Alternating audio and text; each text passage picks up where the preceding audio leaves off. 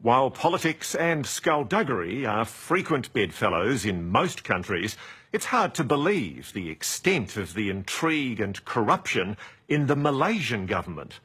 The greatest scandal surrounds the murder of a beautiful young woman who was having an affair with a high-ranking apparatchik. Only she wasn't just killed, she was blown to pieces with explosives by 2 government bodyguards. One of them fled to Australia, where he's now held in immigration detention and is keeping a dirty secret which could implicate the highest office holders in Malaysia. And that's why its former Prime Minister, Mahathir Mohamad, himself an outspoken and controversial figure, has now come out of retirement to have his say.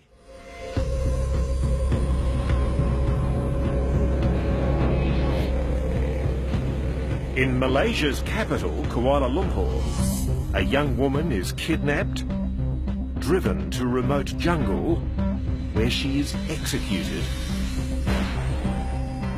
her body destroyed. One of her killers is former Malaysian government bodyguard Cyril Azhar Umar. He fled to Australia and is now behind bars here in Sydney's Villawood Detention Centre. Cyril holds a dirty secret which could bring down the Malaysian government. There are shocking claims of high-level corruption. If Australia can do something, I think it would be helpful, especially with regard to asylum for this man. He's frightened of coming back here. Tonight, in an extraordinary appeal, the former Malaysian Prime Minister, Dr. Mahathir Mohamad, calls on Australia to give this killer asylum. Yang telah mengambil kesempatan untuk. So you would like to see Australia offer this man protection so that he can speak the truth about what he knows? If he thinks he is safe in Australia, I think he would be able to say who instructed him.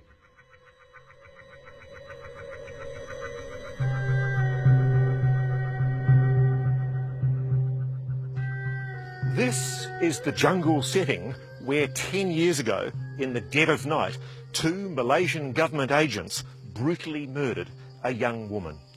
Her name was Altantuya Sharibu. And as if shooting her dead wasn't enough, they then strapped her body with plastic explosives and blew it to pieces. Her body parts were found strewn in these trees. It's a bloody trail of corruption that leads all the way to the very highest office in this land, the Malaysian Prime Minister. Altantuya Sharibu was a young mother and translator who'd had an affair with a very senior Malaysian government official, Razak Baginda. I have been interviewed. I have given... Baginda was an advisor and close friend of Najib Razak, then the Defence Minister, now Malaysia's Prime Minister. The pair are accused of receiving massive bribes from a French defence company to win a huge submarine contract with Malaysia. It's claimed Altantuya was in on the bribes and that the night she was murdered, she'd been hounding her ex-lover for money.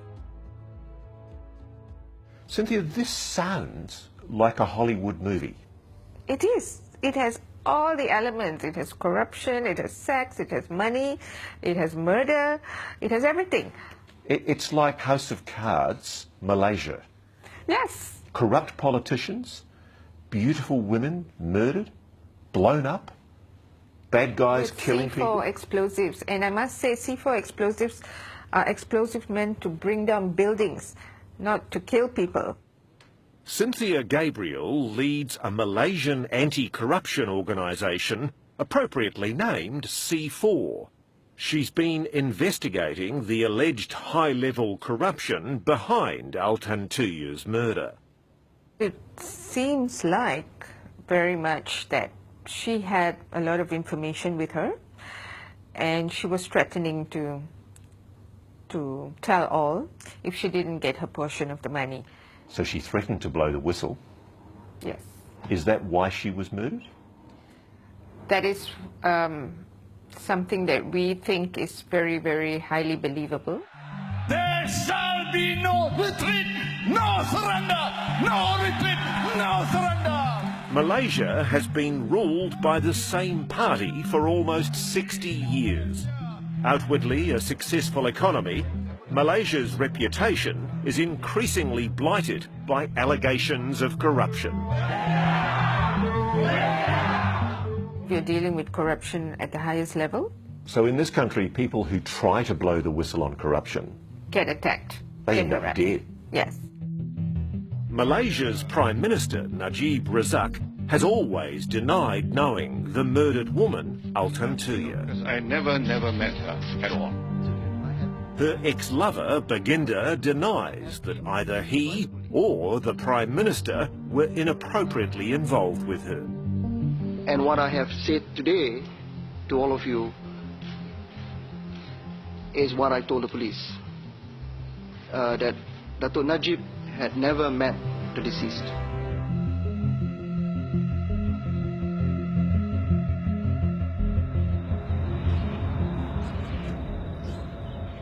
Behind the barbed wire here at the Villawood Detention Centre in Sydney is the man who could answer that key question.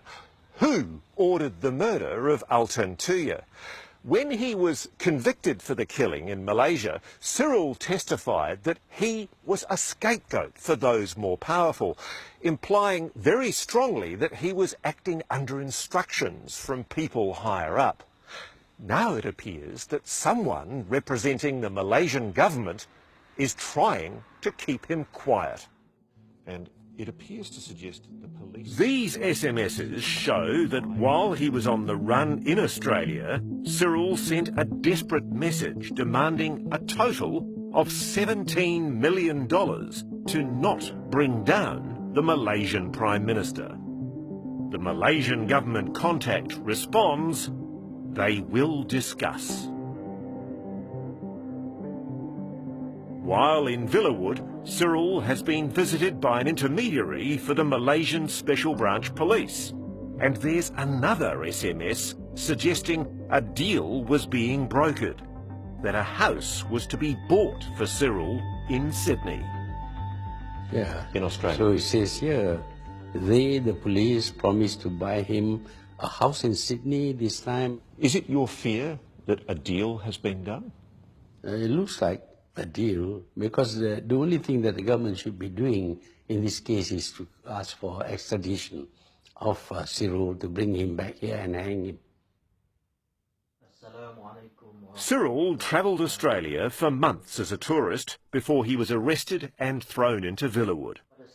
While in detention, he was somehow able to publish a series of videos in which, out of the blue, he changed his story. He began pleading the Prime Minister's innocence.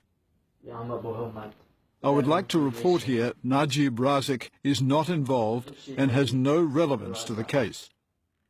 He now claims that dark forces are trying to implicate Prime Minister Najib Razak in the murder. And press reports in Malaysia are suggesting Dr. Mahathir is one of those trying to undermine the government. Did you offer Mr. Cyril any inducements to tell the truth? No, no inducement. I did speak to him over the phone. I did tell him that if I can help him get asylum in Australia because of his fear of something happening to him if he comes back, I would try. During his reign as Malaysia's Prime Minister, Dr. Mahathir was himself dubbed a dictator. Yet that hasn't deterred him from speaking out against his successor, Prime Minister Najib Razak. Well, if you have a dictator who's dedicated to serving the people, I think it's not a bad thing to have power. But you have a man who is not a dictator but who abuses everything, undermines all the authorities of government. And let's be clear, you're talking there about Mr. Najib. Yeah, I am. You're taking a big risk doing this, aren't you? No risk, no gain.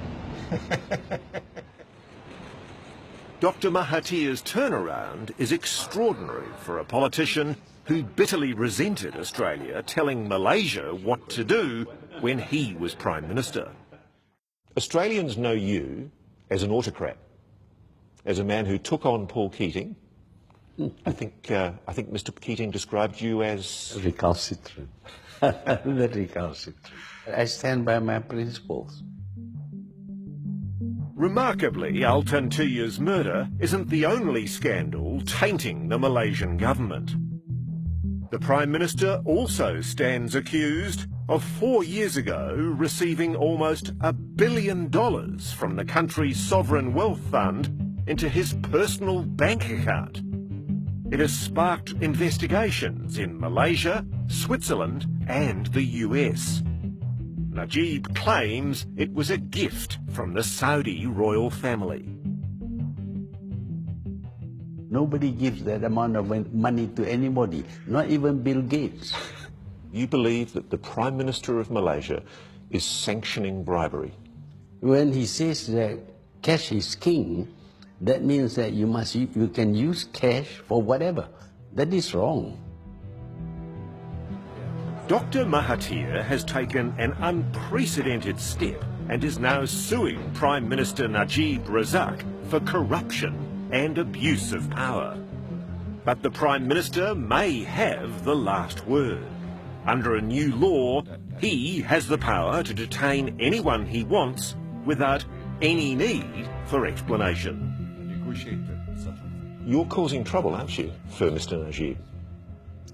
Well, every Prime Minister must expect some trouble.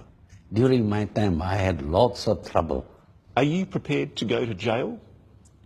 Well, I don't like to go to jail. It must be very uncomfortable. But I run that kind of risk. You are prepared to do that? Well, if I had to, I have to.